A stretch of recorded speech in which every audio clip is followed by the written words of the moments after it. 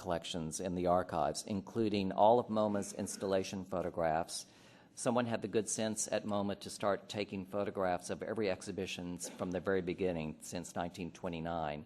And so Art Store, which was a project seeded and funded by the Mellon Foundation, approached us about digitizing all of the photographs of MoMA installation. And so that's an example of installation photographs from the legendary 1970 show called Information, which was one of the first shows to really highlight conceptual art in a museum context, certainly. And again, this is all available via Art Store. Just as out of curiosity, how many of you have access to Art Store in your libraries? Do you want to raise your hands? So it's not really available that much in Spain.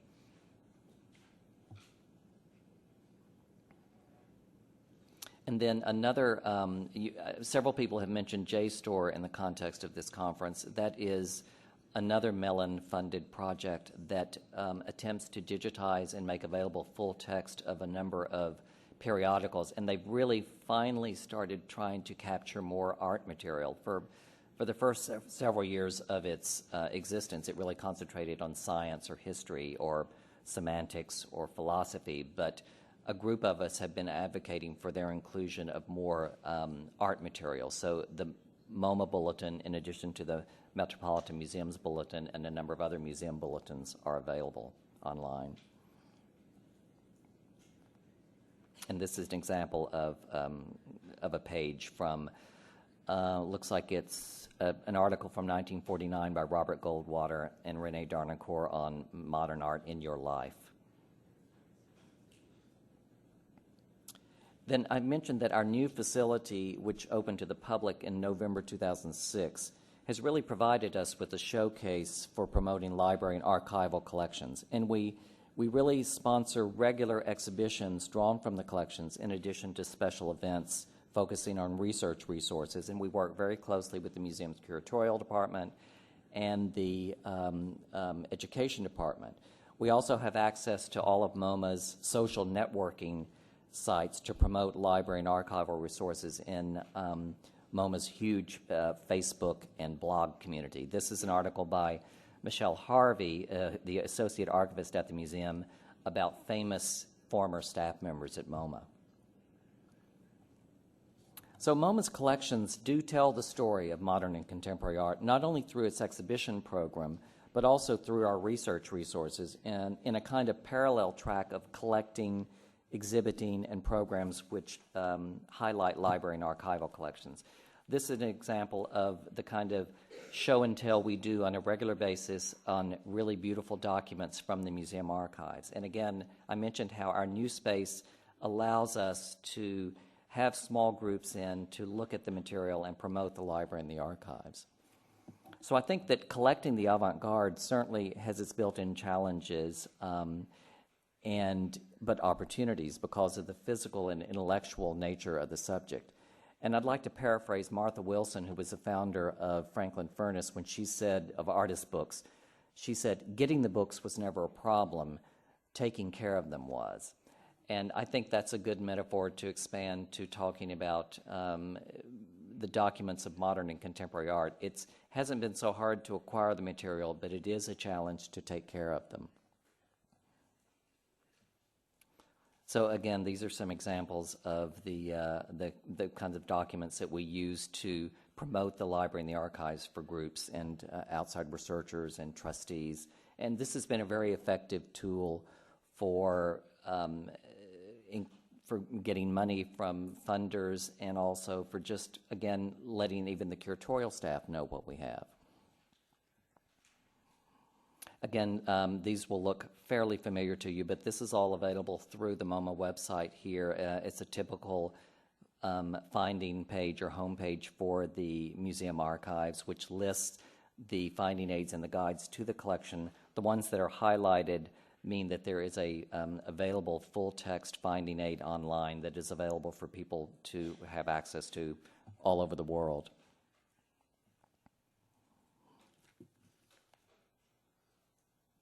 And I think I wanted to show this archive holdings page because really archival material at MoMA tended to be a little bit undiscovered and hidden in the museum environment, since the material, while it was at the museum, it was spread all over every department of the museum, including the director's office, the lawyer's offices, the curatorial offices. But it really wasn't until we formally established the museum archives in 1989 that gave us a chance to consolidate all the collections into one department. And again, we took advantage of the building project to really entice material to come to us from all over the building in a chance that you might not be able to, but when you dangle a carrot in front of a department or curator and say, look, you don't need to take care of this material anymore, transfer it to the archives, we were particularly successful in doing that.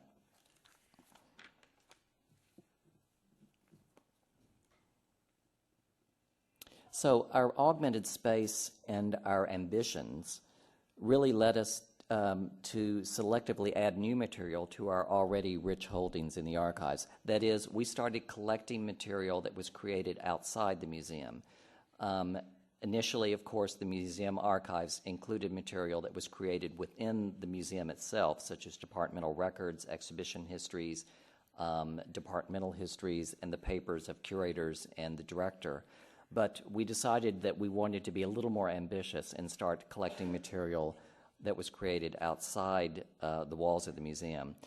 The same collector who gave us the Fluxus collection also gave us his archive of Avalanche magazine, which I'm showing you a few covers here.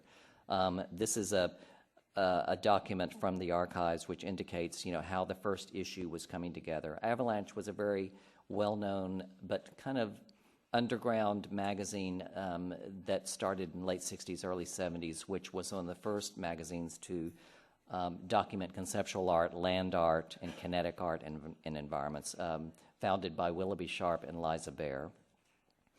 So there's wonderful, as I mentioned, documents. There's also great photo documentation. Here's a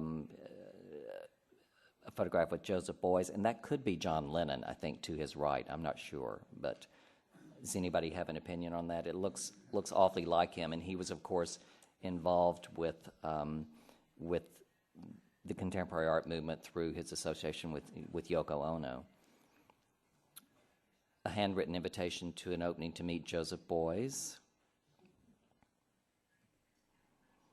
The Avalanche archive is also very rich in Vito Acconci material and includes annotated notes and sketches for one of his performances from 1969. Another one from Control Box 1971. Again, we haven't digitized this material yet, but we are in the process of processing the archive and also reformatting a lot of the audio tapes which the editors Willoughby Sharp and Liza Baer did of interviews with people like Joseph Beuys and early artists like Robert Smithson, who are, of course, no longer alive.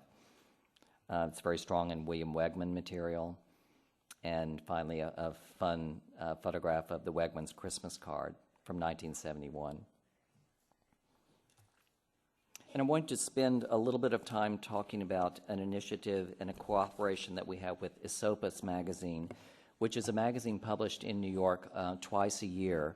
And it's a very sumptuous publication devoted to contemporary art primarily. But I happen to be friendly with the publisher, and he said, I love your archives, and I really like archival information. And I said, well, why don't you start including a feature in every issue that is drawn from the MoMA archives? And so he was very happy to accept that, and so I put him in touch with the museum's archivist, Michelle Elligot, to start developing some ideas about including a little 2 or 3 page or sometimes 7 or 8 page insert within each magazine, each issue of Esopus, which would highlight some aspect of the museum archives. So we've had some real success with this. The very first one was a facsimile of all of Alfred Barr's charts, which I think you're probably familiar with, which he did in 1936, which attempts to map the relationship of modern art through various movements. But what's probably less known is that he did a number of drafts of these charts, and so for the first time, or one of the few times, we were able to include those drafts in a facsimile format in this magazine. And as you can see, they're very elaborately and very expensively reproduced. This is actually some of the material that we lent to an exhibition of the opening of the Pompidou Metz Museum just recently. One of the other features, and Michelle, the archivist, I mean, you can imagine how much fun she has in just thinking, what is one of my favorite little unknown facts, or one part of a collection of the archives that people just don't know about, but is really worthy of being identified and displayed and talked about. We have this wonderful collection of material that is correspondence between the conceptual artist James Lee Byers and one of the museum's early curators of modern art, Dorothy Miller. And he had this kind of fascination with Dorothy Miller, and so they started this correspondence back and forth, and so Michelle selected that as the topic for Esopus magazine for the issue spring 2007. And oh yeah, your images are much better looking on the screen than what I'm looking at here. You can see, I mean, these look like original documents, right? I mean, and they're beautifully reproduced facsimiles that are included within the magazine. So I kind of encourage you all to look for the magazine Esopus and add it to your collection, because it's